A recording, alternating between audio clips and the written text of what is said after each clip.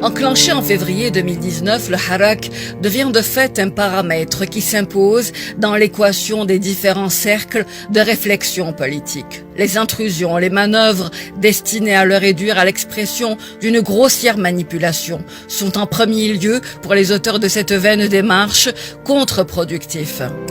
Répondre aux revendications populaires par une riposte sécuritaire est une erreur, sinon l'expression d'un échec politique. Adopter cette dangereuse approche ouvre la voie à toutes les dérives, expose, fragilise et discrédite les institutions en charge de la protection de tout citoyen, quels que soient ses a priori, ses croyances, son appartenance sociale. Adopter la riposte sécuritaire, c'est prendre le risque de faire un bond dans le passé, de fracturer la société, de replonger le pays dans les années sombres de cette décennie cruelle et traumatisante où les frères devenaient ennemis.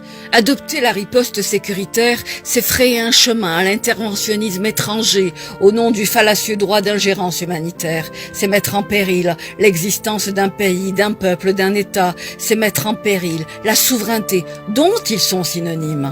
Le pouvoir s'est engagé consciemment dans l'arène politique. Il doit donc agir en conséquence. Les arrestations massives, l'impact des abus commis entachent l'Algérie tout entière.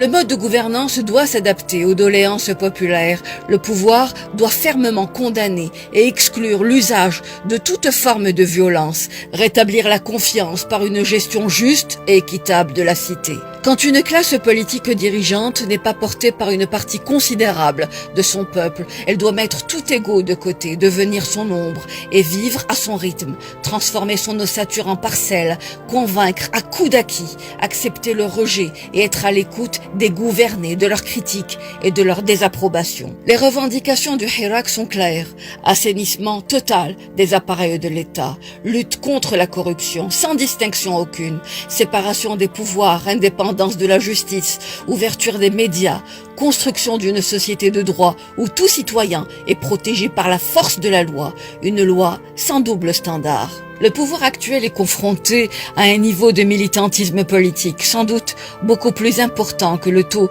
de participation aux derniers processus électoraux. Partant de ce fait, si l'échéance suggérée avec force venait à confirmer cet antagonisme, le prochain Parlement, institution fondatrice de la démocratie moderne, ne serait rien de plus qu'une chambre à écho tambourinant. Pour le reste, il est utile de rappeler qu'une démocratie construite avec le peuple est le seul véritable rempart contre toute tentative d'intrusion. Une véritable citadelle où le pays deviendra assurément une affaire de famille.